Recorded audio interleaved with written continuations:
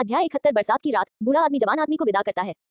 AI model Gemini -2.5 योजक चिन्ह FLSH। अध्याय 71। एक सफेद बालों वाला व्यक्ति एक काले बालों वाले व्यक्ति को बरसात की रात में विदा करता है। बहन, कियान रेंजू की आवाज सुनकर कियान रेंजू का पतला शरीर मुड़ गया और शांति से उसकी ओर देखने लगा। हवा में फैली बारिश की धुंध ने उसके चांदी जैसे बालों को क्रिस्टलीय पानी की तरह झिलमिला दिया। उसका ठंडा सुंदर चेहरा अस्त व्यस्त पानी की बूंदों से भरा हुआ था। उसकी पलकें उससे भीगी हुई थी और उनके नीचे का रक्त लाल रंग रात में असाधारण रूप से चमकदार लग रहा था। स्विश, कियान रेनेक्स्यू प्रकट हुआ। अपने सामने ठंडे कियान रेनेक्स्यू को देखकर उसने अपने लाल होठों को काटा और अपना हाथ ऊपर उठाया। जीव, चलो पहले बड़ी बहन के साथ यहाँ से चलें। कियान रेनेक्स्यू ने ज्यादा कुछ नहीं कहा। उसने जल्दी से और कसकर कियान रेनेक्स्यू का हाथ पकड़ लिया और उसे खींचकर वहां से ले गई। वह नहीं चाहती थी कि कियान रेनेक्स्यू को ये बातें पता चले। भाई बहन मुड़े और 2 कदम चले। दरार, गुप्त कक्ष का दरवाजा पूरी तरह खुल गया था। बैंगनी पोशाक पहने बीबी डोन की आकृति दिखाई दी। उसने ऊपर देखा और पीछे से 2 आकृतियां देखी। उसकी बैंगनी आंखें कांप रही थी और वह वहीं जम गई। उसके खूबसूरत चेहरे पर अभी भी आंसू और खून के धब्बे थे। इस समय वह धीरे धीरे पीला पड़ रहा था। हलचल सुनकर कियान रेनेक्स्यू के कदम रुक गए और वह सबसे पहले मुड़ी। उसकी पुतलियां कांप रही थी। वह तुरंत वहीं जम गई। बीबी डोन की उपस्थिति ने उसे स्पष्ट रूप से एहसास दिलाया कि कियान सुंजी मर चुका है। जीव, जल्दी करो और जाओ। कियान रेंजू की आंखें लाल थी और उसने अपने दांत पीसते हुए कियान रेंजू को उनके प्रस्थान में तेजी लाने के लिए खींच लिया। माँ, कियान रेनेक्स्यू की ठंडी आवाज गूंजी। उसकी रक्तलाल आंखें पहले से ही बीबी डोन के रक्त रंजित सुंदर चेहरे पर टिकी हुई थी। उसकी ठंडी आवाज और भावहीन निगाहों ने बीबी डोन को तुरंत घबरा दिया। जीव, बड़ी बहन के साथ आओ। कियान रेनेक्स्यू ने संकोच नहीं किया। उसके चेहरे पर स्पष्ट आंसू की 2 धारें बह रही थी। उसकी आत्मा प्रकट हुई। उसने कियान रेंजू को गले लगाया और अपने 6 पंख फड़फड़ाते हुए बाहर की ओर उड़ गई।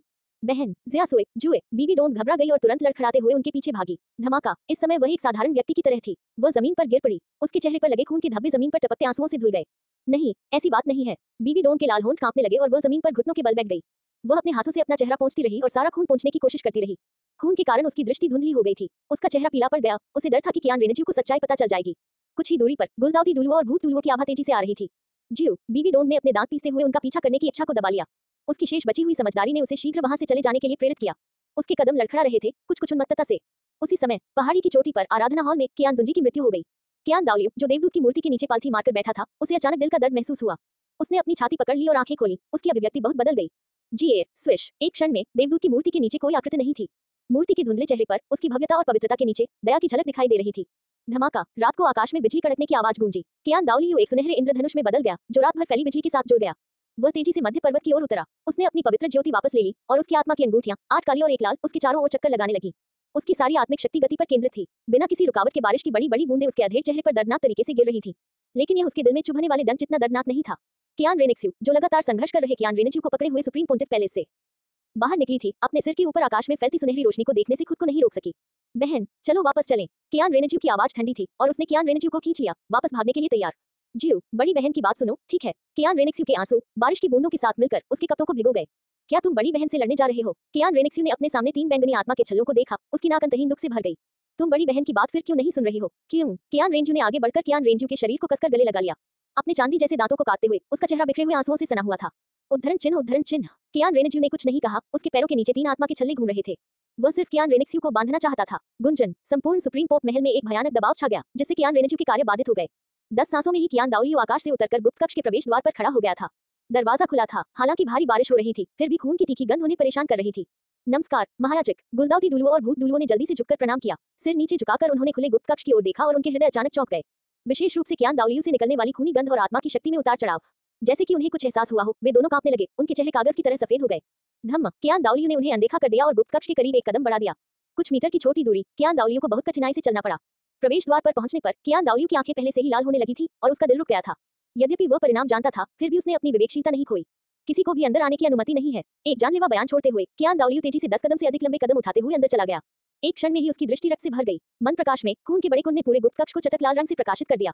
कियान जुंजी की पीली लाश ठंडे बिस्तर पर पड़ी थी। बिस्तर के फ्रेम से खून टपकता रहा। कियान दाओलियो का गला सूख गया। एक्सट्रीम डुलुओं की साधना के बावजूद उसके पैर कमजोर महसूस करने से खुद को नहीं रोक सके। एक सफेद बाल वाला व्यक्ति एक काले बाल वाले व्यक्ति को विदा कर रहा है। ये कितना दुखद है। कियान दाओलियो एक के बाद एक कदम बढ़ाते हुए धीरे धीरे आगे बढ़ रहा था। उसने मृत्यु के बाद कियान जुंजी की शांतिपूर्ण अभिव्यक्ति और उसके घायल शरीर पर 2 खूनी छेदों को देखा। कियान दाओलियो की आंखों में आंसू आ गए, लेकिन वे गिरे नहीं। उसने यह उम्मीद नहीं की थी कि उसकी चिंताएं इतनी जल्दी वास्तविकता बन जाएंगी। मेरी कियान दाओलियो ने गहरी सांस ली। अपने सांझ के वर्षों में एक बूढ़े व्यक्ति की तरह उसका शरीर झुका हुआ था। कियान जुंजी के शरीर को तैयार करने के लिए आगे बढ़ा। टिंकल। उसके कांपते हाथ ने वहां रखी घंटी को छुआ, जिससे आवाज हुई। चिकना मन का चुपचाप दीवार के आधार तक लुढ़क गया। पहाड़ी रास्ते पर कियान रेनेक्स्यू के शरीर पर कुछ घाव थे, जिससे उसकी कोमल त्वचा दिखाई दे रही थी। उसने कियान रेंजू को अपने नीचे कसकर पकड़ लिया। भारी बारिश होने लगी और उसका नाजुक शरीर भीग गया। बहन, पिताजी, जीव, वापस मत जाओ। कियान रेनेक्स्यू से उठी। उसका नाजुक शरीर कांप रहा था। बर्फ से बनी एक काली राक्षसी तलवार भाई बहन के बगल में जमीन में घुस गई। वह ठंडी तलवार जानलेवा आभा से भरी हुई वर्षा की बूंदों को जमा देने में सक्षम ठंडी धुंध में पिघल रही थी। कियान रेनेज्यू अपने हाथ फैलाकर जमीन पर लेट गया। उसके चांदी जैसे बाल और लाल आंखें बहुत पहले ही धुंधली हो चुकी थी और उसके गाल पर तलवार का निशान था। बारिश की बड़ी बड़ी बूंदें उसके चेहरे पर पड़ी, जिससे खून के धब्बे धुल गए। उसकी आंखों में हल्के रक्त लाल घेरे गायब हो गए। कियान रेनेज्यू को महसूस करते हुए, जो लगातार उसकी बाहों में सिसक रही थी, कियान रेनेज्यू ने उसे धीरे से गले लगा लिया। बहन, मुझे माफ करना। ज्यू, ये बड़ी बहन की गलती है, बड़ी बहन बेकार है। कियान रेनेज्यू ने अपना सिर हिलाया और कियान रेनेज्यू को कसकर गले लगा लिया, जो सामान्य हो गया था। कियान रेनेज्यू ने उदास बारिश के पर्दे को देखते हुए कियान रेनेक्स्यू को पकड़ लिया, फिर अपना सिर सुप्रीम पोंटिफ पैलेस की दिशा में बदल दिया। जब तक कियान दाओलियू अवशेष तैयार करने के बाद बाहर आए, तब तक भारी बारिश बंद हो चुकी थी। क्रिसेंथेमम डोलुओ और गोस्ट डोलुओ को दरवाजे की रखवाली करने का निर्देश देने के बाद कियान दाओलियू तेजी से बीबी डोन के स्थान की ओर बढ़ गया। सभी को सुखद जीवन की शुभकामनाएं।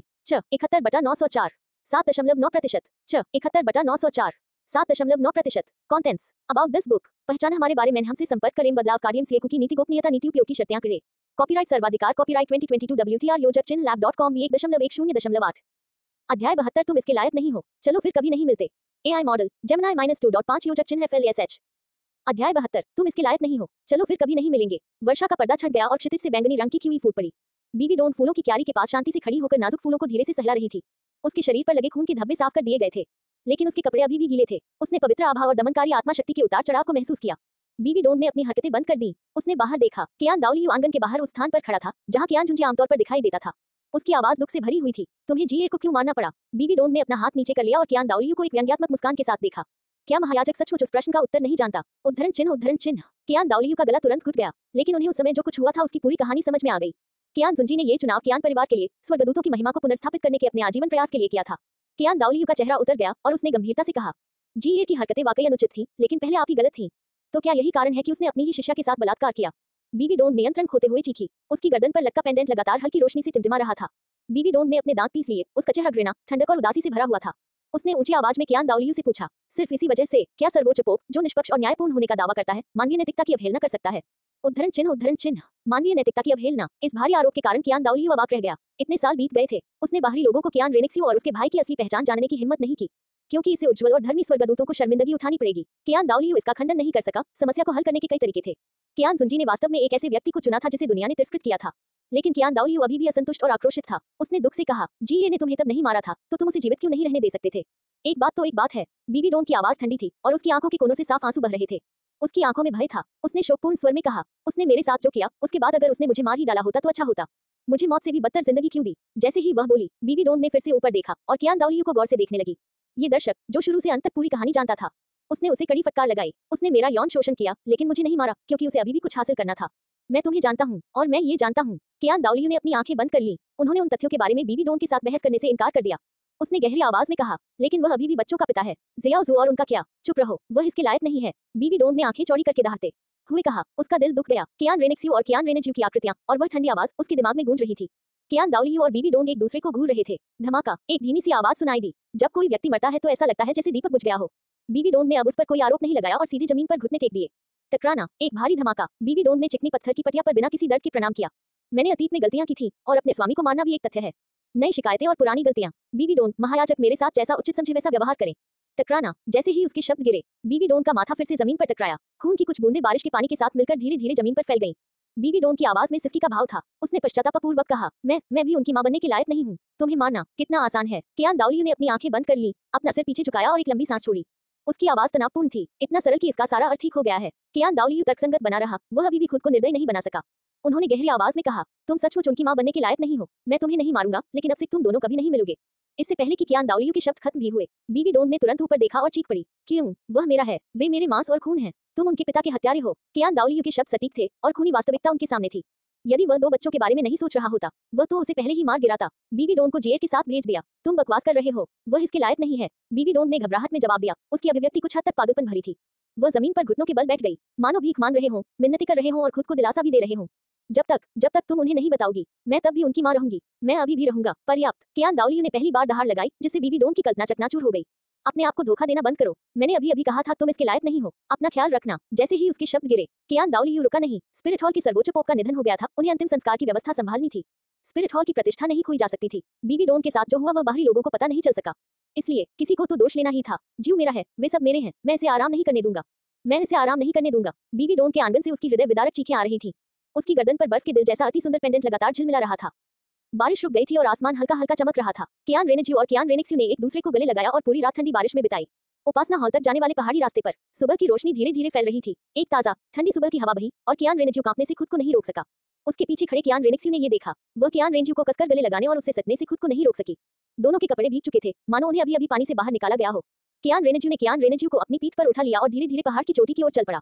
बारिश के पर्दे में लड़ाई। यद्यपि कियान रेनेज्यू के पास व्यावहारिक युद्ध अनुभव की कमी थी, फिर भी उसने ज्यादा पीछे नहीं हटे। हर मोड़ पर विवश होने के कारण कियान रेनेक्स्यू को कुछ मामूली चोटें आई। वे अधिकतर ठीक हो चुके थे। एक तेज हवा चली और कियान दाओलियू की आकृति भाई बहनों के सामने प्रकट हुई। जियोजू, दादाजी। कियान रेनेज्यू, जो अपना सिर नीचे करके चल रहा था, ने ऊपर देखा और उत्सुकता से पूछा, दादाजी, पिताजी कैसे हैं? उद्धरण चिन्ह। कियान दाओलियू चुप रहा। जब उसने दोनों बच्चों को पूरी तरह भीगते हुए देखा तो उसे बहुत बुरा लगा, लेकिन उन्हें ये पता नहीं था कि वे कितना जानते हैं। अपराध बोध के साथ उसने धीरे से कियान रेनेज्यू के सिर पर हाथ फेरा, फिर कियान रेनेक्स्यू की ओर देखा। ज़ियाओजुए, तुम दोनों वापस जाओ और पहले अच्छी तरह आराम करो। दादाजी सब संभाल लेंगे। समझ गया दादाजी। कियान रेनेक्स्यू की आंखें लाल थीं और उसकी अभिव्यक्ति उदासीन थी। लेकिन दादाजी, कियान रेनेज्यू कुछ और कहना चाहता था, लेकिन कियान रेनेज्यू ने उसे बीच में ही रोक दिया। चलो पहले वापस चलते हैं। कियान रेनेक्स्यू ने कियान रेनेज्यू को कसकर गले लगाया। उसकी आवाज विनती भरी थी।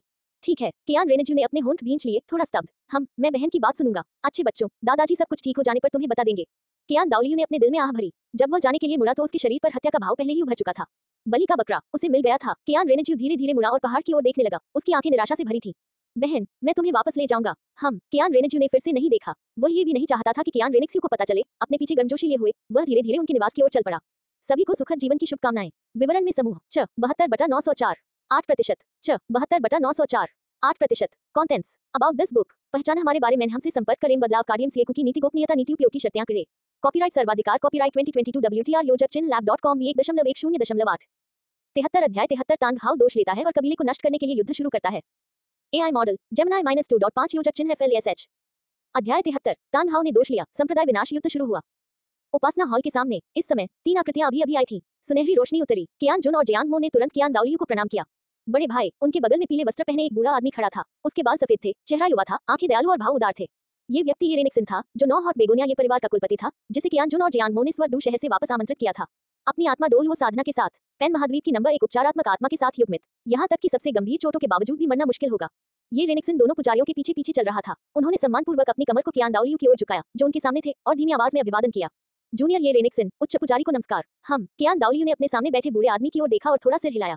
इस समय वह उसके साथ कोई बातचीत करने के मूड में नहीं था। बड़े भाई, आपको क्या लगता है हमें जी की चोटों का इलाज कब करना चाहिए? कियान जून डुलुओ के अनुरोध का सामना करना। कियान दाओलियू ने अपना सिर हिलाया। कोई जरूरत नहीं है, कोई जरूरत नहीं है। कियान जून डुलुओ हैरान था। कियान दाओलियू अपने हाथ पीछे करके खड़ा था। उसका चेहरा गंभीर था और उसमें क्रूरता की झलक थी।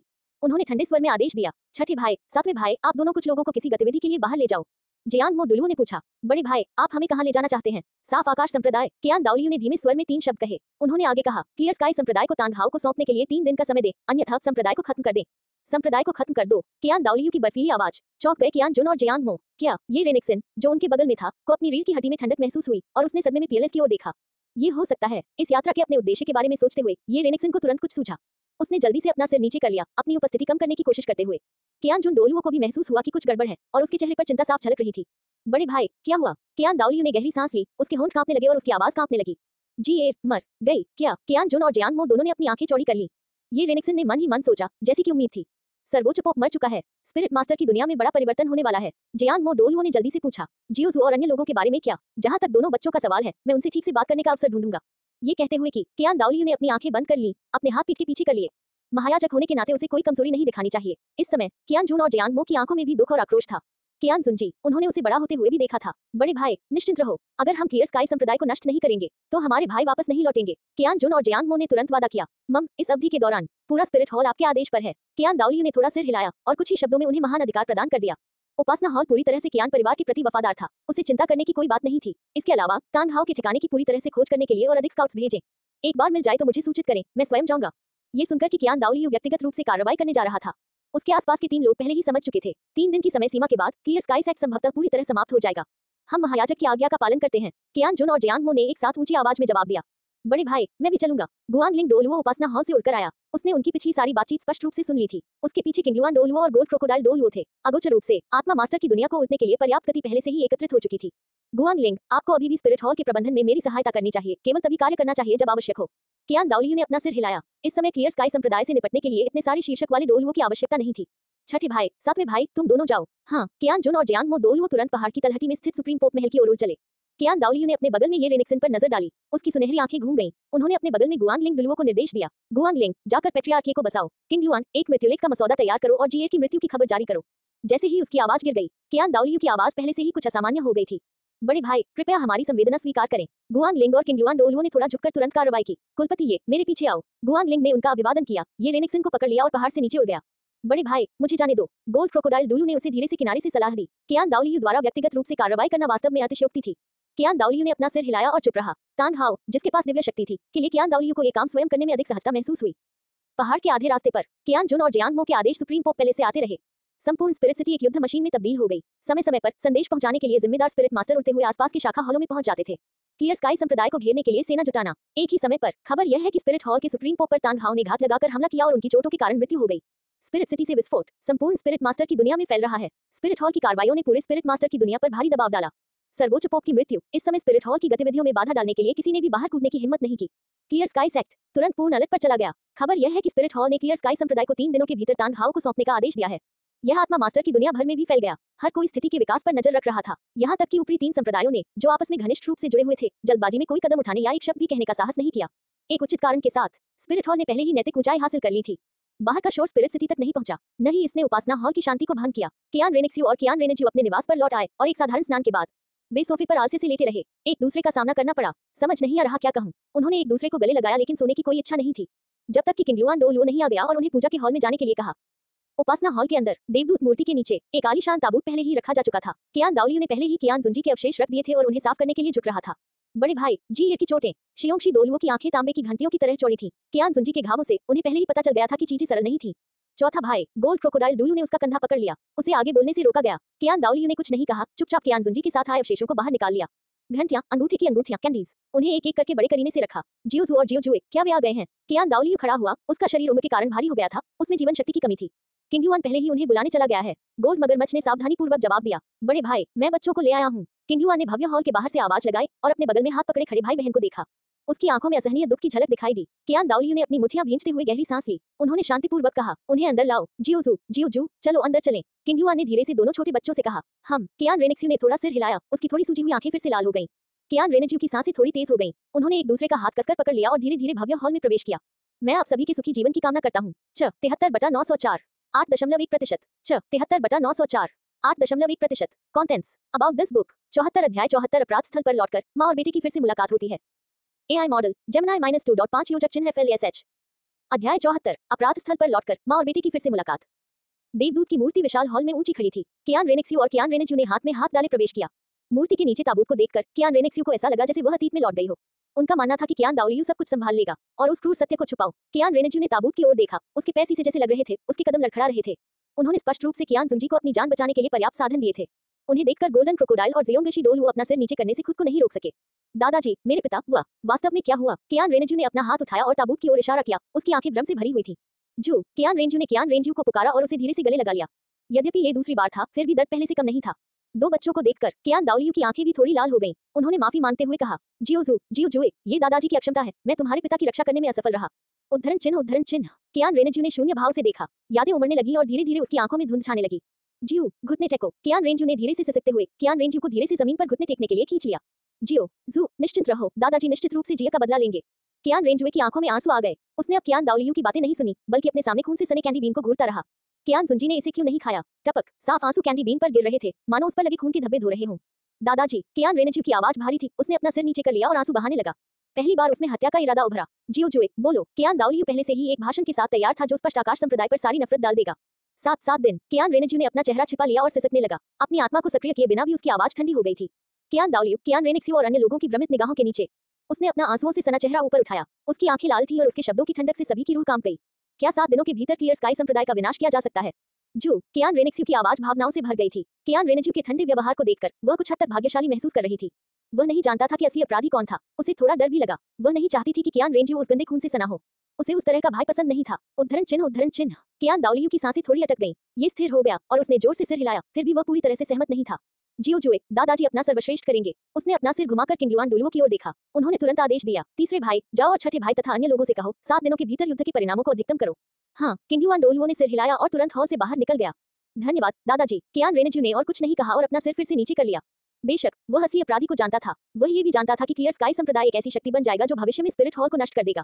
कियान रेनेज्यू परोपकारी नहीं बनना चाहता था, वह नहीं चाहता था कि उसके आसपास के लोग जिन्हें वह बहुत प्यार करता था फिर से चले जाएं।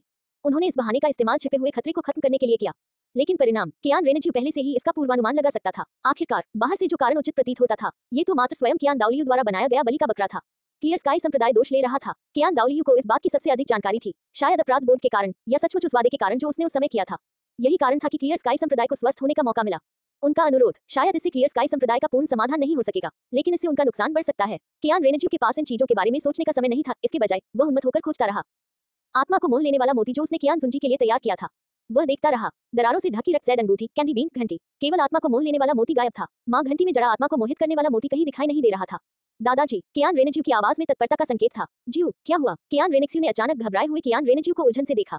बहन, मैं ठीक हूँ। देंगे लिंक टिल्डर। कियान रेनेज्यू ने हल्की सी आवाज करते हुए घंटी उठाई। उन्होंने कियान दाओलियू से पूछा, दादाजी, क्या पिताजी की सारी चीजें यहाँ हैं? जियो जुए, वे सब यहाँ हैं। कियान दाओलियू ने धीरे से सिर हिलाया। वे सब यहाँ हैं। कियान रेनेज्यू ने चुपचाप जमीन पर घुटने टेकते हुए धीरे से कहा। उसके दिल में संदेह बना रहा। कियान रेनेज्यू ने धीरे से कियान रेनेज्यू का हाथ दबाया। उनकी उंगलियां आपस में गुंथी हुई थीं। कियान दाओलियू ने लंबे समय तक भाई बहनों को घुटनों के बल बैठे देखा। उन्होंने धीरे से सलाह दी, जियाओ जुए, उठो और पहले वापस जाओ। सब कुछ व्यवस्थित हो जाए तो दादाजी तुम्हें बता देंगे। कियान रेनेक्स्यू ने धीरे से अपना सिर हिलाया। उसकी आवाज भारी थी। दादाजी, हमें पिताजी के साथ थोड़ी देर और रहने दीजिए, उन्हें हमारा साथ पसंद है। ठीक है। कियान दाओलियू ने असहाय होकर आह भरी। ताबूत में अपने बेटे को देखते हुए वह आत्मग्लानि से भर गया। यदि उसे यह पता होता तो उसे उससे ठीक से बात करनी चाहिए थी।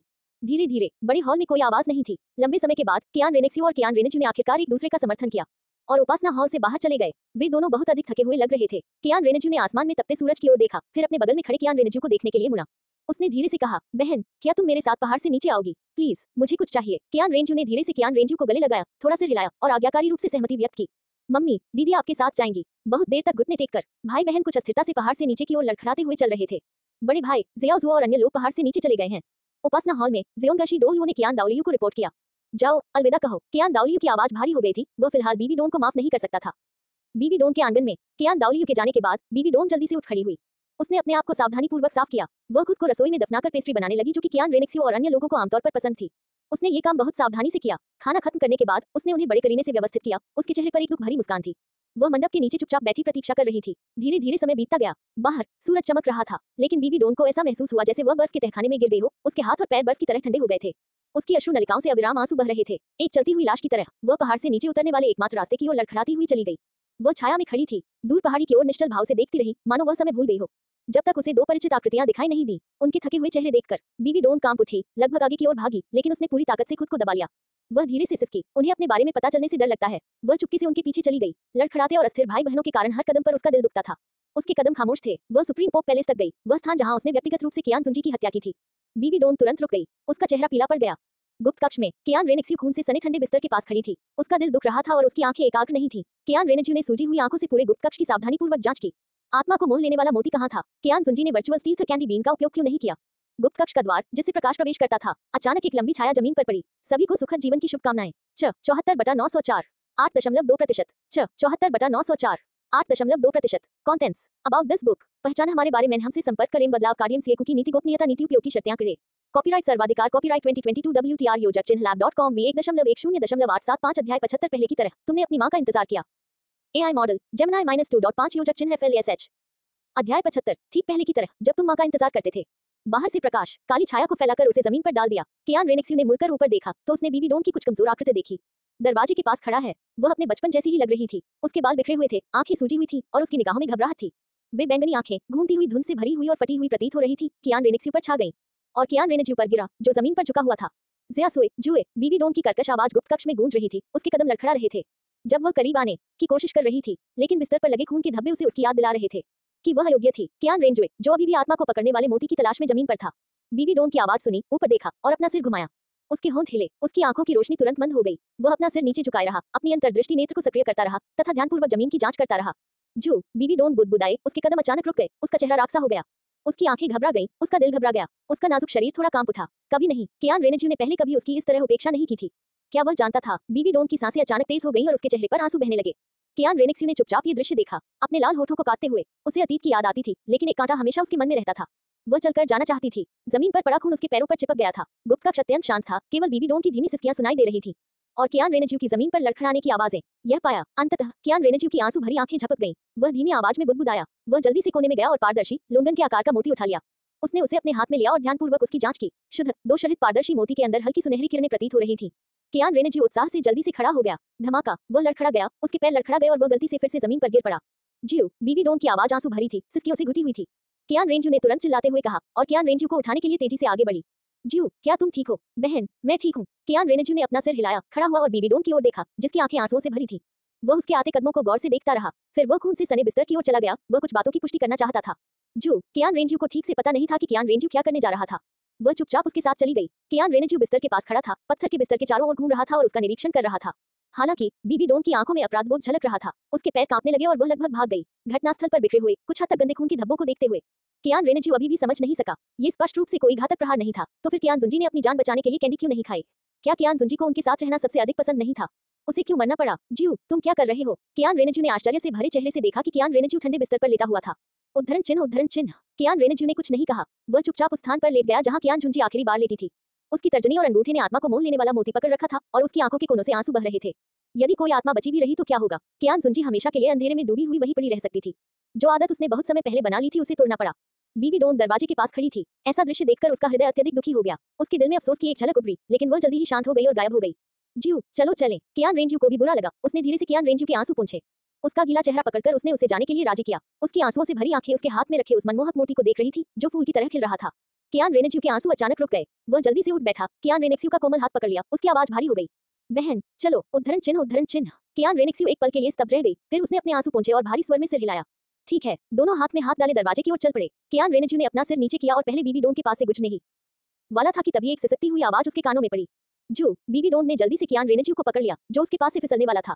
एक बार कियान रेनेज्यू रुक गया। उसने उसका हाथ छोड़ दिया। वह जल्दी से घूमी और अपने सामने कियान रेनेज्यू को देखा और उसकी ओर पीट करके कियान रेनेज्यू को देखा। उसकी आंखों में प्रत्याशा थी, यहाँ तक कि याचना भी। उसने विनती की, जियो, माँ ने तुम्हारे लिए स्वादिष्ट भोजन बनाया है। बीबी डोन ने अपने स्पिरिट टूल से पेस्ट्री निकाली। उसने घबराहट में उन्हें कियान रेनेज्यू को दे दिया। कुछ सांसों के लिए हवा शांत हो गई। कियान रेनेज्यू ने उन क्रीम पफ्स पर नजर डाली जिन्हें वह खाना पसंद करता था, फिर धीरे से अपना सिर हिलाया। बहन, मुझे अभी भूख नहीं लग रही है, लेकिन आप कर सकते हैं। बीबी डोन की आवाज उत्साहित थी। कियान रेनेज्यू ने उसे अनदेखा नहीं किया था। उसकी आंखों में आंसू और भी अधिक भर आए। उसने जल्दी से कहा, तब जब तुम्हें भूख लगे तुम माँ को ढूंढने आ सकते हो, मुझे ढूंढ सकते हो, कभी भी। मैं सब ठीक कर दूंगा। कियान रेनेज्यू का गला दुख रहा था। उसने अपना मुंह खोला। अंत में उसने फिर भी सिर हिलाया। मैं इंतजार करता रहूंगा, जैसे तुम माँ का इंतजार करते थे। बीबी डोन सिस उठी। उसके दिल में एक तीव्र दर्द की अनुभूति ने उसे एक साधारण व्यक्ति जैसा महसूस कराया। वह कियान रेनेज्यू की ओर देखने लगी। जियासु, थोड़ा ले लो, ठीक है। उद्धरण चिन्ह, उद्धरण चिन्ह। कियान रेनेज्यू एक पल के लिए चुप हो गई। ये पहली बार था जब उसने बीबी डोन को इस तरह देखा था। उसकी धारणा में बीबी डोन राज से महान और मजबूत थी, कभी इतनी कमजोर नहीं थी। वह कुछ हद तक अपने दिल का दर्द महसूस करने से खुद को नहीं रोक सकी। कियान रेनेज्यू के हाथ का दबाव उसे कुछ संकेत दे रहा था। बहन, आपको धन्यवाद। कियान रेनेज्यू ने हाथ बढ़ाया और पेस्ट्री उठाकर उसे अपने गले के हार में डाल लिया। इसके बाद कियान रेनेज्यू के हाथ से दबाव में परिवर्तन रुक गया। दोनों ने बीबी डोन को धक्का देकर पार कर लिया। मुझे माफ करना। बीबी डोन की आंखें लाल हो गई थी, मानो उसकी सारी शक्ति समाप्त हो गई हो। उसने अपना चेहरा ढक लिया और जमीन पर घुटनों के बल गिर पड़ी। वह खाली गुप्त कक्ष में सिसक रही थी। कियान रेनेज्यू को खींच लिया। उन्होंने पीछे मुड़कर नहीं देखा और तेजी से सुप्रीम पोप महल के बाहर की ओर चल पड़े। अपने दिल में संदेह को स्पष्ट करने से पहले कियान रेनेज्यू को नहीं पता था कि बीबी डोन का सामना कैसे किया जाए। जियो, हम और कहाँ जा रहे हैं? कियान रेनेज्यू भी उनके पीछे पीछे चल रही थी। ऐसा लग रहा था जैसे वो छोटी बहन की भूमिका में आ गई हो। जू जीजी को खोजने के लिए कियान रेनेज्यू ने आत्मा को मोह लेने वाला मोती अपने हाथ में लिया और धीरे से कहा, गुलदाउदी एल्डर। कियान रेनेज्यू उलझन में था। जल्द ही कियान रेनेज्यू और कियान रेनेज्यू क्रिसेंथेमम डुलुओ के आंगन में पहुंचे। उन्हें वह सब मिल गया जिसकी उन्हें आवश्यकता थी। गुलदाउदी डुलुओ फूल स्टैंड के पास खड़ा था। उसका चेहरा क्षमा याचना से भरा हुआ था। युवा मास्टर जोए, मुझे सचमुच खेद है, मेरे अधीनस्थ के कौशल पर्याप्त परिष्कृत नहीं है। वर्तमान में केवल एक पौधा ही बच गया है। कियान रेनेज्यू ने अपने हाथ में एक फूलदान पकड़ा और धीरे से अपना सिर हिलाया। कोई बात नहीं, एक पौधा ही काफी है। भाई बहनों को देखकर ऐसा लगता है कि वे कुछ दिन पहले जितने खुश नहीं थे, बल्कि काफी थके हुए थे। क्रिसेंथेमम डुलुओ को भी गहरा अपराधबोध महसूस हुआ। यह उनकी अक्षमता थी। वे तान घाव पर नजर रखने में विफल रहे और यहाँ तक कि कियान जुंजी की रक्षा करने में भी विफल रहे। मिस सू, यंग मास्टर ज्यू, कृपया हमारी संवेदना स्वीकार करें। चिंता मत करो, यह अधीनस्थ यह सुनिश्चित करेगा कि क्लियर स्काई संप्रदाय इस रक्त ऋण का भुगतान करे। कियान रेनेज्यू ने थोड़ा सिर हिलाया। धन्यवाद क्रिसेंथेमम एल्डर, मैं आपकी विजयी वापसी की कामना करता हूँ। कियान रेनेज्यू, जो अपने हाथ में फूल लेकर खेल रहा था, अचानक ऊपर देखने लगा। उन्होंने निर्देश दिया, जू जीजी, अगर बहन भी लड़ाई में भाग लेती है तो आपको उसकी रक्षा करनी होगी। युवा मास्टर ज्यू, कृपया निश्चिंत रहें, हम निश्चित रूप से पवित्र युवती की रक्षा करेंगे। एक अत्यंत कर्कश आवाज सुनाई दी और किसी अज्ञात समय पर आंगन में एक भूत सा साया प्रकट हुआ। वह कियान रेनेज्यू के सामने एक घुटने पर झुक गया। अगर कोई दुर्घटना हो जाए तो हम अपने पापों का प्रायश्चित करने के लिए मरने को तैयार हैं। पुराना भूत सही है। क्रिसेंथेमम डुलुओ ने उसका बहुत करीब से पीछा किया। इस बार यह उनके लिए अपने पापों का प्रायश्चित करने और अपनी योग्यता सिद्ध करने का अवसर था। भले ही कियान रेनेज्यू ने इसका उल्लेख नहीं किया, फिर भी वे पवित्र युवती को किसी भी दुर्घटना का शिकार होने देने की हिम्मत नहीं करेंगे। कियान रेनेज्यू ने धीरे से अपना सिर हिलाया। भूत दादाजी, जू जीजी, इसकी कोई जरूरत नहीं है, बस अपना सर्वश्रेष्ठ करो। मैं सभी के सुखी जीवन की कामना करता हूँ। 75/904 8.3%। 75/904। 8.3%। कॉन्टेंट्स अबाउट दिस बुक 76 अध्याय 76 खूनी दिव्य शक्ति गुलाबी विशाल कोकून। एआई मॉडल जेमिनाई -2.5 योजक चिन्ह FLASH। अध्याय 76 खूनी दिव्य शक्ति गुलाबी विशाल काय कोकून। गुलदाउदी डोलुओ और भूत डोलुओ को विदाई। कियान रेनेज्यू अपने हाथों में फूलदान पकड़े हुए और कियान रेनेक्स्यू एक साथ वापस चले गए। जियो, इस फूल का क्या उपयोग है? कियान रेनेक्स्यू ने गमले में लगे पौधे को उत्सुकता से देखा। इसकी पत्तियां पीली और पतली थी, तने भूरे और नाजुक थे, फिर भी विचित्र रूप से इसका फूल बहुत बड़ा था। रक्त के समान लाल भूरे स्त्री के सिर सहित कुल मिलाकर इसमें सुंदरता का अभाव था, बल्कि यह कुछ हद तक भयावह प्रतीत हो रहा था। कियान रेनेज्यू ने भारी फूलदान पकड़ रखा था। उसने अपना सिर घुमाया और समझाया, बहन, यह एक भूत प्रेत का फूल है। हालांकि यह किसी की जान नहीं बचा सकता, लेकिन ये किसी को फिर से मिलने का मौका दे सकता है। रेवेनेंट फ्लावर, फिर मिलेंगे क्या? कियान रेनेक्स्यू जम गई। बुदबुदाते हुए उसकी अभिव्यक्ति अचानक बदल गई। कियान रेनेज्यू को देखते हुए उसने आश्चर्य से पूछा, पिता, हम? कियान रेनेज्यू ने थोड़ा सिर हिलाया। इस रेवेनेंट फूल के बीज कुछ ऐसे थे जिन्हें उसने हाल के वर्षों में सिस्टम द्वारा दिए गए खजाने से खोला था। रेवेनेंट फूल का पराग किसी को स्वप्न में वापस लौटने की अनुमति दे सकता है। शर्त ये थी कि व्यक्ति के हृदय में जुनून होना चाहिए। उन्होंने क्रिसेंथेमम डुलुओ को ये बीज इसलिए दिए क्योंकि उन्हें न केवल फूलों का शौक था, बल्कि इसलिए भी क्योंकि क्रिसेंथेमम डुलुओ की एक बड़ी बहन थी पी.एस. मंगा। जब कियान रेनेज्यू ने गुलदाउदी डुलुओ को बीज दिए तो गुलदाउदी डुलुओ बहुत खुश हुई। वह स्त्री उसके हृदय में एक जुनून थी, अन्यथा वह न तो पुरुष होता और न ही स्त्री। कियान रेनेज्यू को भी इससे कुछ अंक प्राप्त हुए। उसे तो उम्मीद ही नहीं थी। उसे स्वयं इस रेवेनेंट फूल का उपयोग क्रिसेंथेमम डुलुओ से पहले करना होगा। उद्धरण चिन्ह ... उद्धरण चिन्ह। पुष्टि होने पर कियान रेनेक्स्यू थोड़ी उत्तेजित हो गई। उसने अपना मुंह खोला, लेकिन जल्दी ही रुक गई। कोई आवाज नहीं हुई। वह वास्तव में कियान सुंची को फिर से देखना चाहती थी, लेकिन कियान रेनेज्यू भी ऐसा क्यों नहीं चाहती थी? और यह रेवेनेंट फूल केवल एक पौधा था। कियान रेनेक्स्यू ने एक पल के लिए सोचा। उसने पूछा, जियो, क्या इस रेवेनेंट फ्लावर का प्रभाव कई बार प्रभावी हो सकता है? कियान रेनेज्यू ने धीरे से अपना सिर हिलाया। मुझे भी यकीन नहीं है। ये सफल होगा या नहीं, यह अलग बात है। जुनून क्या है? इसे कैसे परिभाषित किया जाए? यहाँ तक कि सबसे गहरे जुनून को भी छोड़ने का एक समय होता है। भटकती आत्माएं भी नष्ट हो जाती हैं और वापस लौटना नहीं चाहती। क्या ऐसा है? कियान रेनेक्स्यू ने और कुछ नहीं कहा। उसके दिल में अब कोई द्वंद्व नहीं था। शायद कियान रेनेज्यू की सफलता दर उससे अधिक थी। अधिक लंबे समय बाद तक नहीं। भाई बहन उपासना हॉल में लौट आए। मुख्य हॉल के अंदर केवल कियान दाओलियू की अकेली आकृति जमीन पर घुटनों के बल बैठी हुई थी। उन्होंने धीरे से कियान सुंजी के प्रति अपनी विभिन्न भावनाओं का वर्णन किया। उसने ये भी नहीं देखा कि कियान रेनेक्स्यू और कियान रेनेज्यू वापस आ रहे हैं। दादाजी, कियान रेनेक्स्यू ने धीरे से पुकारा। कियान दाओलियू के कंधे थोड़े कांपने लगे, फिर उसने 2 बार खांसी की। खांसी। उसकी आवाज भारी थी। उसने अपना चेहरा आस्तीन से ढक लिया था। तभी उसने अपना सिर घुमाया। जियो, आप वापस आ गए। कियान दाओलियू की रक्तरंजित आंखें देखकर कियान रेनेज्यू ने अचानक अपना विचार बदल दिया। शायद चुपके से रो रही कियान दाओलियू को सबसे अधिक दर्द महसूस हुआ। हम वापस आ गए हैं। कियान रेनेज्यू ने फूल को पकड़े हुए धीरे से सिर हिलाया और ताबूत के सामने फिर से घुटने टेक दिए। कियान रेनेक्स्यू ने उसका बहुत करीब से पीछा किया। उसने बीबी डोन द्वारा पहले दी गई पेस्ट्री निकाली और उन्हें ताबूत के सामने रख दिया। कियान दाओलियू ने पेस्ट्री को देखते हुए भौहें चढ़ाई। उसने धीरे से कहा, जियो, सुरक्षा के लिए आप दोनों को अब से उपासना हॉल में रहना चाहिए। उद्धरण चिन्ह ... उद्धरण चिन्ह। कियान रेनेज्यू और कियान रेनेक्स्यू दोनों दंग रह गए, लेकिन उन्होंने ज्यादा विरोध नहीं किया। उन्होंने आज्ञाकारी भाव से सिर हिलाया और सहमति दे दी। हम समझते हैं, दादाजी। हम। कियान दाओलियू ने थोड़ा सिर हिलाया। उनका मानना था कि दोनों बच्चों ने उनकी अनकही बात समझ ली थी। और कियान रेनेज्यू अपने विचारों में और भी दृढ़ था। कियान दाओलियू को अवसर दें। दशकों तक पिता बने रहने के कारण उन्हें सच्चाई और विदाई की और भी अधिक आवश्यकता थी। कियान दाओलियू ने अपना हाथ उठाया और उनके सिर पर रख दिया।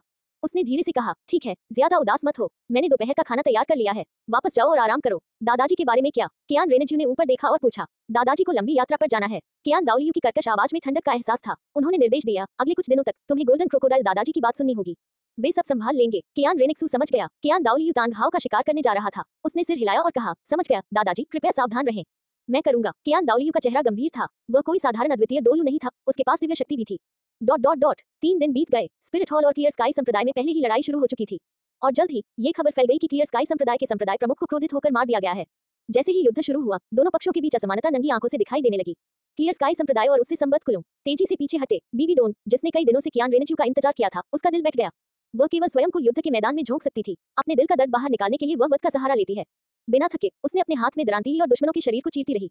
वह बुरी तरह नींद से वंचित है। कई बार खतरे में था, लेकिन शुक्र है एल्डर्स ने समर्थन प्रदान किया। कियान दाओलियू तांगहाओ का शिकार करने के लिए बाहर चला गया और अभी तक वापस नहीं आया था। ... छठे दिन भोर अभी तक नहीं हुई थी। हालांकि स्टारडू ग्रेट फॉरेस्ट के अंदर एक पवित्र प्रकाश चमक रहा था। इसके बाद धरती हिला देने वाली गर्जना हुई। महान सुमेरु हथौड़ा। उद्धरण चिन्ह। तांगहाओ बच्चे को अपने कपड़ों में लेकर चल रहा था। उसके पैरों के नीचे 2 पीले, 2 बैंगनी और 5 काले रंग की स्पिरिट रिंग थी। 3 काले आत्मा अंगूठी ऐसे बिखर वे एक काले झरने में तब्दील होकर उसके हाथ में रखे क्लियर स्काई हैमर में समा गए। आसमान से नीचे गिरती विशाल तलवार से टकराना। अजीब बात है, एक विशाल रक्तरंजित कोकून तांगहाओ और उसके बेटे की रक्षा करता हुआ प्रतीत हो रहा था। घना धुआं उठ रहा था, जिससे पेड़ों की बड़ी बड़ी पट्टियां गिर गईं। धुएं और धूल को चीरती हुई सुनहरी रोशनी फैल रही थी। जब कियान दाओलियू ने नीचे देखा तो उसका चेहरा अविश्वसनीय रूप से बदसूरत हो गया। उनके चारों ओर रक्त लाल शक्ति सभी दिशाओं में फैल गई। पुनर्तः प्रभेद्य। तांगहाओ किस दिशा से भाग गया था? स्टार टू ग्रेट फॉरेस्ट का केंद्रीय क्षेत्र। जीवन झील एक चमकदार मोती की तरह थी, जो धुंधली चमक बिखेर रही थी। धुंधली झील के केंद्र में वहां एक बड़ा गुलाबी कोकून था, जो दिल की तरह धड़क रहा था। गर्जन। झील के किनारे एक पहाड़, जो ग्रेनाइट से बना हुआ प्रतीत होता था, ने अपनी लालटेन जैसी सुनहरी आंखें खोल दी और दूर के शोरगुल पर दहाड़ा। छप छप। जीवन झील के भीतर से अचानक एक विशाल बैल का सिर उभरा। इसका शरीर, जो पानी की घड़ी से कई गुना मोटा था, दमन की भावना से भरा हुआ था। एरमिंग, गार्ड जियोगुजी। गर्जन। झील के किनारे स्थित पहाड़ ने धीमी गड़गड़ाहट की और धीरे धीरे शांत हो गया। उन्होंने ध्यान नहीं दिया, अदृश्य रूप से रक्त लाल शक्ति की किरणें जीवन झील की ओर बढ़ रही थी। अनजाने में गुलाबी विशाल कोकून में घुसपैठ अंदर एक शिशु का आकार प्रतीत हो रहा था। Dot dot dot. सुबह का सूरज उगाया। स्पिरिट सिटी में उपासना हॉल के पास आंगन में कियान रेनेज्यू दरवाजे के सामने सीढ़ियों पर बैठा था और अपने हाथ में आत्मा को मोह लेने वाले मोती से खेल रहा था। इसके चारों ओर नाजुक सुनहरे धागे लपेटे गए थे जो एक हार का रूप ले रहे थे। कोने में रखा रेवेनेंट फूल केवल सूखी शाखाओं, पत्तियों और जड़ों के साथ बचा था। पदचाप सुनाई दी। आंगन के बाहर एक सुनहरा छायाचित्र था। कियान जुंजी, जो सुबह और शाम भोजन पहुंचाते थे, वादे के अनुसार फिर कभी नहीं पहुंचे। भोजन के लिए प्रतीक्षा करने की इस आदत को बदलना होगा। ज्यू, खाने का समय हो गया है। कियान रेनेज्यू ने चुपचाप भोजन परोसा और उसे कियान रेनेज्यू को सौंप दिया। कियान रेनेज्यू ने चुपचाप इसे ले लिया। उसने पूछा, बहन, क्या दादाजी तांग हाव को मार सकते हैं? कियान रेनेक्स्यू ने अपने लाल होंठ भींच लिए। उसने धीरे से अपना सिर हिलाया। आज रात जब दादाजी वापस आएंगे तो हमें पता चल जाएगा। कियान रेनेक्स्यू को परिणाम पता था, लेकिन वह खुद को ये कहने के लिए तैयार नहीं कर सकी। कल कियान जुंजी के लिए दोलुओ हॉल में प्रवेश करने का समय होगा। कियान दाओलियू वापस आ जाएगा। सभी को सुखद जीवन की शुभकामनाएं। 76/904 8.4%। 76/904 8.4%। Contents about this book. पहचाना हमारे बारे में हमसे संपर्क करें। बदलाव कार्य सीएकू की नीति गोपनीयता नीति उपयोग की शर्तें करें। कॉपीराइट सर्वाधिकार कॉपीराइट 2022 WTR योजक चिन्ह lab.com V 1.10.877 अध्याय 77 खोज निष्फल रही, मुझे मृत्यु का अनुभव है। AI मॉडल जेमिनी -2.5 योजक चिन्ह FLESH। अध्याय 77 असफल प्रयास, मुझे इस मृत्यु का अनुभव है। सूर्य पश्चिम में अस्त हो रहा था। सुप्रीम पोंटिफ पैलेस, उपासना हॉल और पहाड़ के नीचे संपूर्ण स्पिरिट सिटी सभी कल के लिए तैयार थे। कियान जुंजी का ताबूत पहले से ही ढक्कन से ढका हुआ था। कियान रेनेक्स्यू और कियान रेनेज्यू ताबूत के आसपास के क्षेत्र को पहुंच रहे थे। फिर वे जमीन पर घुटने टेककर चुपचाप इंतजार करने लगे। रात गहरा गई। प्रहार प्रहार बाहर कदमों की आहट सुनाई दी। इसके बाद गोल्ड क्रोकोडाइल डुलुओ की पूछताछ हुई। बड़े भाई, कैसा रहा? कोई प्रतिक्रिया नहीं हुई। गोल्ड क्रोकोडाइल डुलुओ ने आगे कहा, बड़े भाई, जियाओजू और जियाओजुए, वे 2 बच्चे अंदर हैं। धमाका। स्थिर कदम कुछ हिचकिचाहट भरे और भारी हो गए। सुनहरे बाल और सुनहरी आंखों वाला एक मध्यम आयु वर्ग का आदमी महान हॉल में कदम रखा। कियान रेंजुए और कियान रेनेक्स्यू दोनों ने अपना सिर घुमाया, यात्रा से थके हुए व्यक्ति को घूरते हुए। उन्होंने एक स्वर में अभिवादन किया, दादाजी, जियोजू, जियोजू। कियान दाओलियू ने धीरे से जवाब दिया। आंखों में थकान और अपराध बोध लिए वह धीरे धीरे दोनों बच्चों के पास पहुंचा। वह बीच में घुटने टेक कर बैठ गया। उसने अपना मुंह खोला, लेकिन कुछ भी बाहर नहीं आया। उसने बस अपना हाथ उठाया और धीरे से उनके बालों को सहलाया। कियान रेनेक्स्यू ने नहीं पूछा, उसने पहले ही मामले के परिणाम का अनुमान लगा लिया था। शायद तांग हाव या तांग सान को पहले से ही अपने भीतर असुर भगवान के निवास का दिव्य आभास था। जमीन पर पड़े पंखे को उठाकर कियान रेनेक्स्यू ने धीरे से कियान दाओलियू को पंखा चलाया। कियान रेंजुए ने चाय बनाई और उसे कियान दाओलियू को सौंप दिया। दादाजी, चाय पीजिए। उद्धरण चिन्ह उद्धरण चिन्ह। अपने सामने भाई बहन को देखकर कियान दाओलियू को एक अकथनीय हृदय पीड़ा महसूस हुई। उसके हाथ थोड़े कांपने लगे। उसने कियान रेंज्यू द्वारा दी गई गर्म चाय को पकड़ लिया और उसकी आंखों में अपराधबोध गहरा गया। उसके गले में एक गांठ फंस गई थी जिससे बहुत दर्द हो रहा था। जियोजू, जियोजुए, ये दादाजी हैं जो बेकार हैं। ये दादाजी हैं जिन्होंने आपको निराश किया है। दादाजी, ये सच नहीं है। यह आपकी गलती नहीं है। कियान रेनेक्स्यू ने धीरे से अपना सिर हिलाया। कियान दाओलियू ने पहले ही बहुत कुछ कर लिया था। अंत में वह अपना जीवन बलिदान करने के लिए भी तैयार था। ये वह थी जिसने कियान दाओलियू को निराश किया था। कियान रेनेज्यू ने थोड़ा सिर हिलाया। उन्होंने सांत्वना देते हुए कहा, बड़ी बहन सही कह रही हैं। दादाजी बहुत देर से थके हुए हैं, उन्हें ठीक से आराम करना चाहिए। हे, कियान दाओलियू ने हंसते हुए कहा, मानो वह आत्म मजाक कर रहा हो। भाई और बहन के साथ वह चुपचाप अपने हाथ में गर्म चाय पी रहा था। उसे नहीं मालूम था कि कितना समय बीत गया है। चूंकि उसे शक्तिहीनता का ऐसा एहसास हुआ था। स्वर्ण मगरमच्छ डोलू धीरे धीरे पास आया और आदरपूर्वक पूछा, बड़े भाई, क्या ताबूत बंद करने का समय आ गया है? उद्धरण चिन्ह उद्धरण चिन्ह। कियान दाओलियू के हाथ की गति रुक गई। कुछ क्षण विचार करने के बाद उन्होंने गहरी आवाज में कहा, मैं इसे बाद में स्वयं करूंगा। हाँ। गोल्ड क्रोकोडाइल डुलू ने कुछ और नहीं कहा और धीरे धीरे महान हॉल से बाहर चला गया। कियान दाओलियू ने ताबूत में कियान जुंजी को देखा। उसकी सांसें कुछ कठिन हो गई थीं। जियाओजू, जियाओजुए, देर हो रही है, पहले वापस जाकर आराम करो। समझ गया दादाजी। कियान रेनेक्स्यू ने अपने हाथ से पंखा नीचे रखा और धीरे से खड़ी हो गई। कियान रेनेज्यू ने घंटी, अंगूठी की अंगूठी और जमीन पर पड़े रक्त के रंग के कैंडी बीन की ओर इशारा किया। उन्होंने कियान दाओलियू से पूछा, दादाजी, क्या बड़ी बहन और मैं ये चीजें अपने साथ ले जा सकते हैं? निसंदेह तुमसे हो सकता है। कियान दाओलियू ने उनकी ओर देखा और गंभीरता से सिर हिलाया। उन्हें स्मृति चिन्ह के रूप में रखना अच्छा था। धन्यवाद दादाजी। जैसे ही कियान रेनेज्यू ने बात की, उसने अपना हाथ उठाया और अपने गले में पहना हुआ हार उतार दिया। इस बीच कियान रेनेक्स्यू ने हाथ बढ़ाकर जमीन पर पड़ी सभी वस्तुओं को इकट्ठा किया। कियान रेनेज्यू ने आत्मा को मोह लेने वाले मोती से जड़ा हार कियान दाओलियू के गले में लटका दिया। दादाजी, ये भी पिताजी ने छोड़ा था। कियान दाओलियू को अचानक अपने दिल में एक दर्द महसूस हुआ। उसने अपनी छाती पर लगे मोती को कुछ अजीब नजरों से देखा, जो सुनहरे प्रभामंडल के साथ चमक रहा था। दादाजी, ज्यादा दुखी मत होइए। अलविदा। कियान रेंज्यू ने कियान दाओलियू की ओर हाथ हिलाया, फिर कियान रेंज्यू को खींच लिया और महान हॉल से बाहर निकल गया। मैं सचमुच असफल हूँ। कियान दाओलियू का मुंह कड़वाहट से भर गया। उसने ध्यान नहीं दिया कि कियान रेनेक्स्यू ने ताबूत के नीचे लोबान जलाया था। इसे रेवेनेंट फूल के पराग से बनाया गया था। अपने निवास स्थान की ओर वापस जाते समय कियान रेंज्यू ने कियान रेंज्यू का छोटा सा हाथ पकड़ रखा था। उसने पूछा, जीव, क्या तुम्हें लगता है दादाजी सफल होंगे? वह निश्चित रूप से ऐसा करेंगे। कियान रेनेज्यू ने भारी स्वर में सिर हिलाया। रात में आसमान में चमकते हुए उल्कापिंड को देखकर वह अपना सिर घुमाए बिना नहीं रह सका। ये स्पष्ट आकाश संप्रदाय की दिशा थी। कियान रेनेज्यू की आंखों में चिंता की झलक थी। अपनी बैंगनी आंखों में उसने बीबी डोन को अपनी 2 हंसियां चलाते हुए देखा। कियान जुंजी की मृत्यु के संबंध में पिछले कुछ दिनों में कियान रेनेज्यू के पास एक नया सिद्धांत था। शायद ये स्वयं कियान जुंजी ही थे जिन्होंने जीने का मौका छोड़ दिया। अन्यथा कियान रेनेज्यू ये पता नहीं लगा सका कि उसने वर्चुअल स्टील कैंडी बीन क्यों नहीं लिया। उपासना हॉल के अंदर कोई आवाज नहीं थी, केवल कियान दाओलियू की स्थिर सांसें थी। किसी अज्ञात बिंदु पर कियान दाओलियू पहले से ही ताबूत के सहारे पीछे की ओर झुकी हुई थी। ऐसा लग रहा था कि वह बैठी हुई है या शायद गहरी नींद में सो रही है। उसकी छाती पर आत्मा को मोह लेने वाला मोती सुनहरे प्रभामंडल से चमक रहा था। अचानक झिलमिलाने लगा। सफेद धुंध के टुकड़े धीरे धीरे कियान दाओलियू के शरीर में समा गए। सूरज चमक रहा था, एक सामान्य सुबह की तरह। कियान दाओलियो उपासना हॉल के सामने भावशून्य भाव से खड़ा था, उसका मन कुछ उलझन में था। इससे पहले कि वह पूरी तरह से ठीक हो पाता, अचानक ऐसा लगा जैसे आसमान में चिलचिलाती धूप छा गई हो। पापा, एक आवाज जो उसने कई दिनों से नहीं सुनी थी, उसके कानों में पड़ी। कियान दाओलियो ने जल्दी से ऊपर देखा। वह परिचित आकृति उपासना हॉल के शीर्ष पर खड़ी थी और उससे तेज प्रकाश निकल रहा था। जी कियान दाओलियो की आंखें चौड़ी हो गईं। उसने आश्चर्य से पूछा, तुम अभी भी जीवित हो? कियान जुंजी खिलखिलाकर हंसे। हाँ पापा, क्या आप बूढ़े हो रहे हैं? मुझे तो पहले से ही ठंड लग रही है। तो फिर क्या हो रहा है? कियान दाओलियो ने अपनी आंखों को ढकने के लिए अपना हाथ उठाया। वह इस पवित्र प्रकाश के भीतर की चिलचिलाती गर्मी के बारे में बिल्कुल भी गलत नहीं हो सकता था।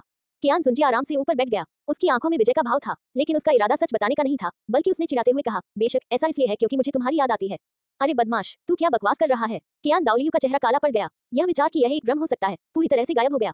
वह अभी भी बहुत क्रोधित था। चलो, क्या तुम थोड़ी देर के लिए डांटना बंद नहीं कर सकते? कियान जुंजी ने असहाय होकर अपना सिर हिलाया, फिर उसने अपना हाथ हिलाया। उन्होंने हार मानते हुए कहा, भूल जाओ, अगर डांटना ही है तो मुझे डांट लो, भविष्य में तुम्हें मुझे डांटने का मौका नहीं मिलेगा। वाह, कियान जुंजी का चित्र चमक उठा। वह पहले ही कियान दाओलियो के पास पहुंच चुका था और उसके कंधे पर हाथ रख रहा था। उन्होंने गंभीर चेहरे से कहा, लेकिन मैं तुम्हें पहले ये बताऊंगा, अगर आप मुझे डांटते हैं तो आप मेरे बेटे या बेटी को और नहीं डांट सकते। कियान दाओलियो ने अपने सामने जीवन चेहरे को देखा, उसकी आंखें लाल थीं। वह ठंडी सांस लेकर बोला, मैं उन्हें कैसे डांट सकता था? तुम्हें कभी पता नहीं चलता। जब मैं छोटा था तब तुमने मुझे डांटा नहीं था, लेकिन जब तुम बड़े हो जाते हो तो बात अलग हो जाती है। कियान जुंजी ने उसका हाथ छोड़ दिया और मुस्कुराते हुए अपनी उंगली हिलाई। फिर वह घूमा और धीरे धीरे उपासना हॉल के सामने घास की ओर चला गया। कियान दाओलियो ने उसकी पीठ देखी और चुपचाप उसके पीछे चला गया। कियान जुंजी घास पर बैठ गया और अपने बगल की घास को थपथपाने लगा। वह पीछे मुड़ा और मुस्कुराते हुए बोला, बूढ़े आदमी, समय कम है, चलो अच्छी बातें करते हैं। जैसे ही उसकी आवाज गिर गई, कियान जुंजी ने आकाश में सूरज की ओर देखा और घास पर आराम से लेट गया। कियान दाओलियो को अपने बगल में बैठे हुए देखना, उसने मुस्कुराते हुए पूछा, बूढ़े आदमी, क्या आपको लगता है कि लोग खुद को सही मायने में तभी देख पाते हैं जब वे मरने वाले होते हैं? मुझे कैसे पता होगा? कियान दाओलियो ने अपनी मुट्ठियां भींच ली और अपना सिर हिलाया। हाँ, आप सही कह रहे हैं, आप पहले कभी नहीं मरे, मुझे इस क्षेत्र में अनुभव है। कियान जुंजी अपने हाथों को सिर के पीछे टिकाकर मुस्कुरा रहे थे। उसका चेहरा धीरे धीरे फिर काला पड़ने लगा। सभी को सुखद जीवन की शुभकामनाएं। 77/904 8.5%। 77/904 8.5%। Contents about this book. पहचान हमारे बारे में हमसे संपर्क करें। बदलाव कार्य सीखों की नीति गोपनीयता नीति उपयोग की शर्तें करें। कॉपीराइट सर्वाधिकार कॉपीराइट 2022 वीडियो लैब C78 अध्याय 78। अपनी अंतिम इच्छा पूरी करें और एक सामान्य हमला शुरू करें। AI मॉडल जेमिनी -2.5 योजक चिन्ह FLSH। अध्याय 78। अपनी अंतिम इच्छा पूरी करना, पूर्ण पैमाने पर हमला शुरू करना। कियान दाओलियो के माथे पर नसें उभर आईं। उसने चुपचाप अपना मुंह खोला, लेकिन अंत में उसने फिर से गाली नहीं दी। हवा शांत हो गई। कियान दाओलियो ने अपनी निगाहें नीची कर ली और कियान जुंजी की ओर देखने लगा, जो विचारमग्न आत्मचिंतन कर रहा था।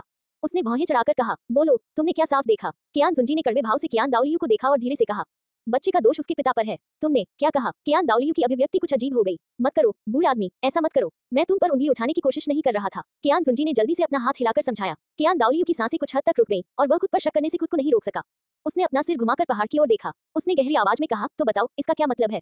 कियान जुंजी मुस्कुराए। उनका जिम्मेदारी से बचने का कोई इरादा नहीं था। अपनी बाहें सिर के पीछे टिकाकर उसने भावुक होकर आह भरी। डोंगर ने निश्चित रूप से गलतियां की, लेकिन मेरी गलतियां केवल मानवीय नैतिकता के विरुद्ध नहीं थी। उद्धरण चिन्ह ... उद्धरण चिन्ह। कियान दाओलियो ने अपनी भौहें उठाई और कियान जुंजी की ओर देखा। कियान जुंजी ने आत्महीनता भरी हंसी हंसी। उन्होंने समझाया, एक बार शिक्षक हमेशा पिता। अंत में यह इसलिए हुआ क्योंकि मैंने डोंगर को अच्छी तरह से नहीं पढ़ाया था, जिसके कारण बाद में ये सभी गड़बड़ियां हुई। उद्धरण चिन्ह ... उद्धरण चिन्ह। कियान दाओलियो की अभिव्यक्ति फिर से गहरी हो गई। कियान जुंजी के अनुसार इसके स्रोत का पता लगाने पर क्या इसका मूल स्रोत वह नहीं होगा? बूढ़े आदमी, मैं वास्तव में आप पर उंगली नहीं उठा रहा था। कियान दाओलियो की अभिव्यक्ति देखकर कियान जुंजी हंसी और आंसू के बीच फंस गया और जल्दी से अपने बुजुर्ग पिता को सांत्वना देने के लिए उठ खड़ा हुआ। तुमने सचमुच बहुत कुछ कर लिया है, लेकिन प्रतिभा जन्मजात होती है। बात यह है कि मैं आपकी उम्मीदों पर खरा नहीं उतर सका। कियान दाओलियो ने हल्की सांस ली। अब वह इस मामले पर ज्यादा ध्यान नहीं दे रहा था। उन्होंने दुख से कहा, जब ऐसी बात है तो तुमने मेरी बात क्यों नहीं मानी? मैंने तो तुमसे कहा था, उस औरत से सावधान रहो। हाँ, कियान जुंजी ने हंसते हुए कियान दाओलियो के कंधे पर दबाव डाला। उसके चेहरे पर क्षमा याचना का भाव था। पिताजी, वास्तव में मैं जीवित रह सकता था, लेकिन मैंने हार मान ली है, इसलिए मुझे उम्मीद है कि आप डोंगर से नफरत नहीं करेंगे। कियान दाओलियो की आंखें चौड़ी हो गईं, उसका चेहरा भ्रम से भर गया। क्या कहा आपने? हाय, कियान जुंजी ने आह भरते हुए बताया। दो बच्चों के बीच में फंस जाने से यह अवश्यंभावी है कि वे असहज स्थिति में पड़ जाएंगे। तो फिर वह मरने वाली क्यों नहीं हो सकती? कियान दाओलियो की आंखें क्रोध से चमक उठी। वह पहले से ही क्रोध से भरा हुआ था। अगर मैं हृदयहीन होता तो मैं डोंगर को बहुत पहले ही मार चुका होता। कियान जुंजी ने जवाब में उपहास किया, फिर कुछ हद तक असहाय हो गई। आखिरकार उसने खुद ही उसका पालन पोषण किया था। यद्यपि उसने गलतियां की थी, फिर भी वह सचमुच जानवर नहीं था। इसके अलावा बीबी डोंग की गलतियों को उसके द्वारा कोई गलती करने का मौका मिलने से पहले ही रोक दिया गया। कियान दाओलियो की अभिव्यक्ति गंभीर थी। उस समय मैंने तुम्हें कोई अनिच्छा नहीं दिखाई थी। लोग बदलते हैं, आप जानते हैं, और क्या उस समय मैं सिर्फ एक प्रतिभाशाली व्यक्ति बनाने की कोशिश नहीं कर रहा था? कियान जुंजी ने अपनी पांचों उंगलियां फैलाई, अपना चेहरा ढक लिया और फिर से घास पर लेट गया। अब यह अच्छा है, इस परिवार में मैं सबसे बेकार हूँ। अगर मैं नहीं मरूंगा तो कौन मरेगा? कियान दाओलियो अचानक चुप हो गया। कियान जुंजी, कियान परिवार के लिए एक प्रतिभाशाली व्यक्ति का निर्माण क्यों करना चाहता था? पिताजी, क्या मैंने जो कहा वह सही है? कियान जुंजी के सवाल का सामना करते हुए कियान दाओलियो वास्तविकता में वापस आ गया और जोर से शाप दिया। बकवास, लेकिन आपको यह मानना होगा कि डोंगर की प्रतिभा मुझसे अधिक है और उसके तरीके आपके और मेरे दोनों से बेहतर हैं। ये स्पष्ट रूप से उसके लिए सुप्रीम पोप पैलेस का प्रबंधन करने के लिए अधिक उपयुक्त है। कियान जुंजी असहाय होकर मुस्कुराए। उसके बिना न केवल कियान रेनिक्स और अन्य, बल्कि स्पिरिट हॉल भी बेहतर हो जाएगा। ये सुनकर कियान दाओलियू की अभिव्यक्ति थोड़ी बदल गई। आपका मतलब है कि आप उसे सर्वोच्च पोप बनाना चाहते हैं? कियान जुंजी ने जवाब दिया, क्या आपके मन में कोई अन्य उपयुक्त उम्मीदवार है? उद्धरण चिन्ह डॉट डॉट डॉट उद्धरण चिन्ह।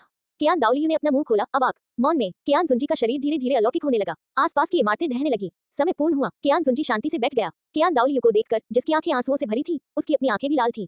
पिताजी, मुझे खेद है, लेकिन मैंने कियान परिवार के साथ सही किया है। जी कियान दाओलियू के रुकने की विनती के बीच कियान जुंजी का अलौकिक रूप धीरे धीरे ऊपर की ओर तैरने लगा। बूढ़े आदमी, बेहतर होगा कि आप बाद में आएं। मैं थोड़ी और शांति और स्थिरता चाहता हूँ। जी कियान दाओलियू खड़ा हुआ, पकड़ने के लिए आगे बढ़ा, लेकिन कियान जुंजी का आंकड़ा बिखर गया। हवा में हल्के सुनहरे प्रकाशकण तैर रहे थे। चारों दिशाओं से एक ही आवाज आई, पिताजी, डोंग एयर को मेरे हिस्से के साथ जीव जुए और अन्य लोगों की अच्छी देखभाल करने दीजिए। वाह, एक तेज हवा चली। हवा में मौजूद प्रकाशकण सीधे आकाश में चले गए। कियान दाओलियू के पीछे स्थित उपासना हॉल गायब हो गया और नीचे स्थित स्पिरिट सिटी रहने लगी। अचानक कियान दाओलियू ने पहाड़ी पर स्थित सुप्रीम पोप महल को देखा। अपनी आंखों में आत्म मजाक के साथ उसने वास्तव में कियान जुंजी के शब्दों को स्वीकार किया।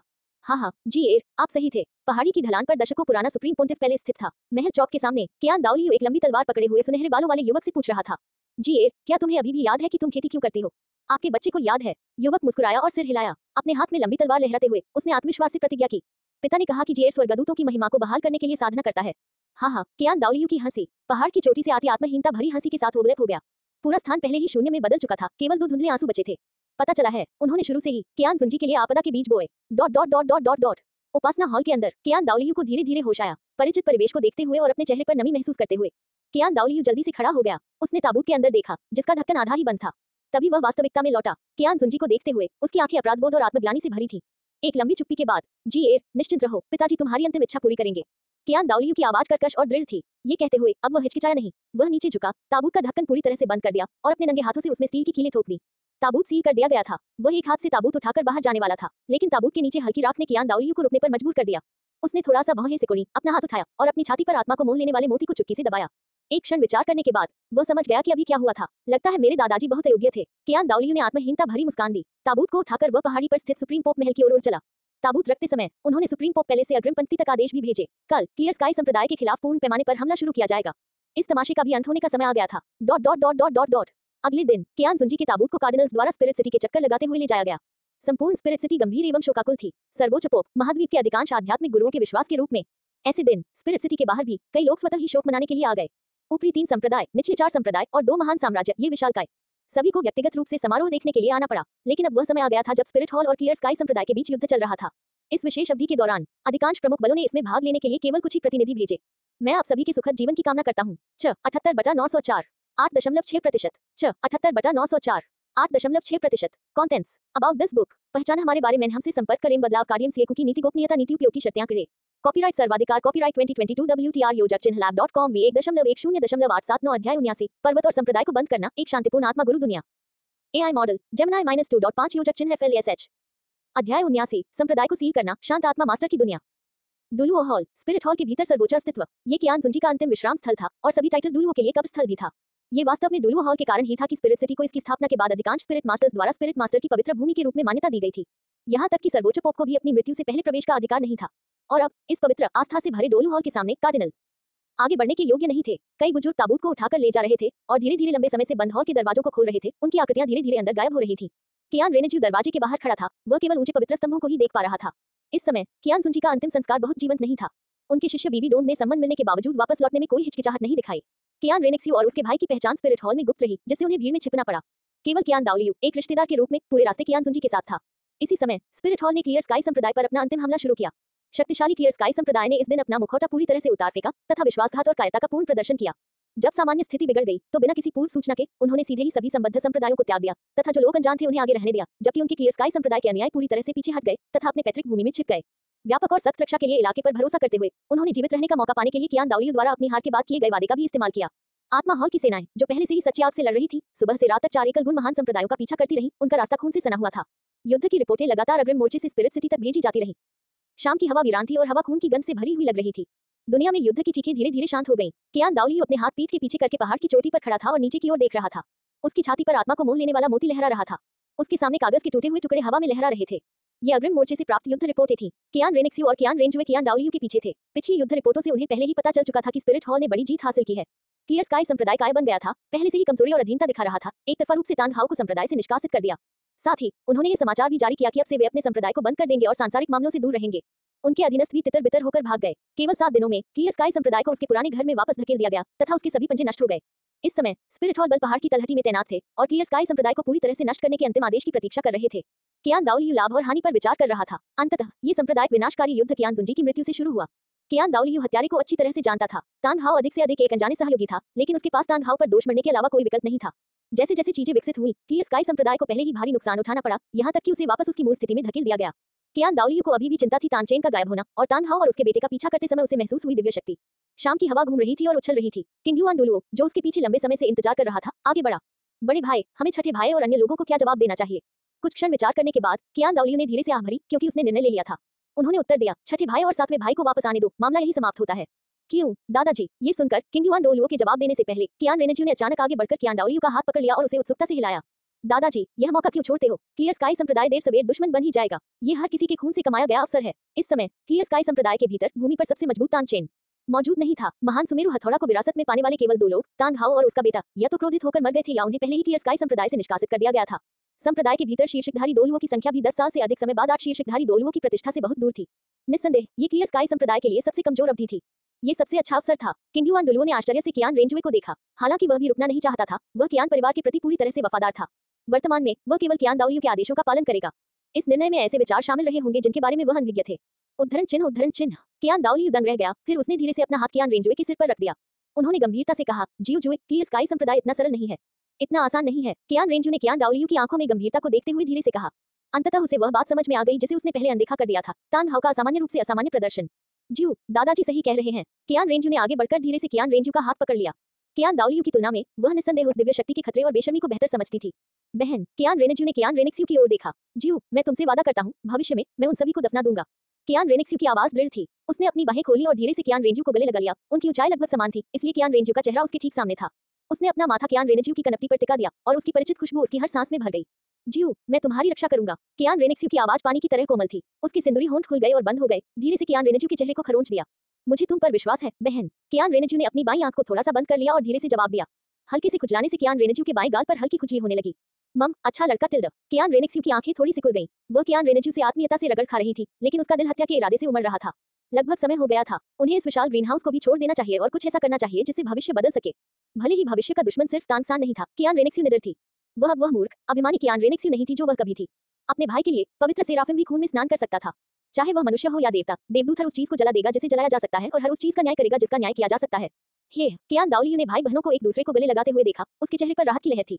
वह किंग युआन डोलुओ की ओर मुड़ा और निर्देश दिया, तीसरे भाई जाओ।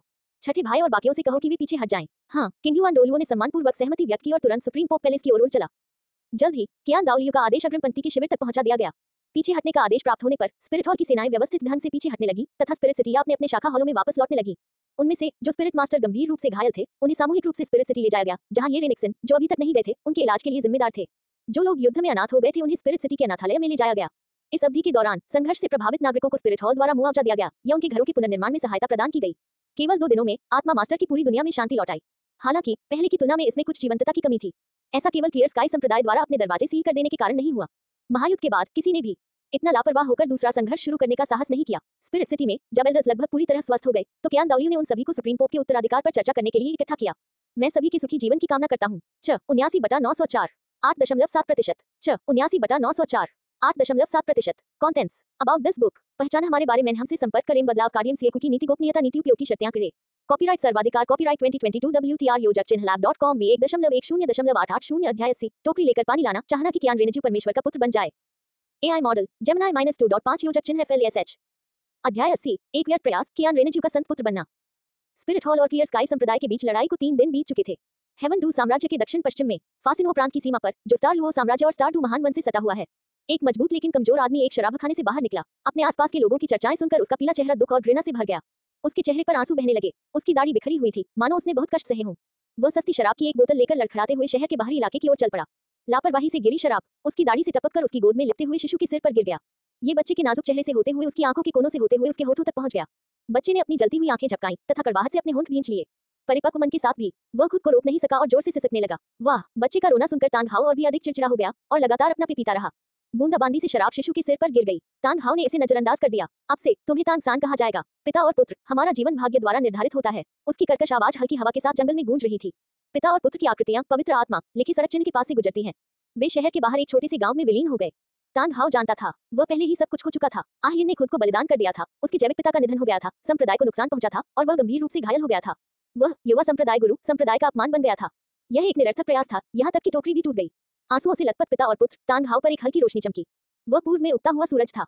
आत्मा शहर। कियान रेनेज्यू दरवाजे के सामने सीढ़ियों पर बैठकर किताब पढ़ रहा था और ज्ञान प्राप्त कर रहा था। हालांकि उनका दिमाग व्यवस्था में ही उलझा हुआ था। हाल ही में उसके पास इसके बारे में सोचने का समय नहीं था, लेकिन वह प्लेसेंटा कहाँ गया? कियान रेनेक्स्यू चुपचाप उसके पास बैठ गई। उसने एक सफेद लंबी पोशाक पहनी हुई थी और कियान रेनेज्यू का हाथ पकड़े हुए थी। वह उसके कंधे पर झुक गई। उसने अपनी भौहें ऊपर उठाई और उस किताब की ओर देखा जिसे बहुत समय से नहीं पलटा गया था।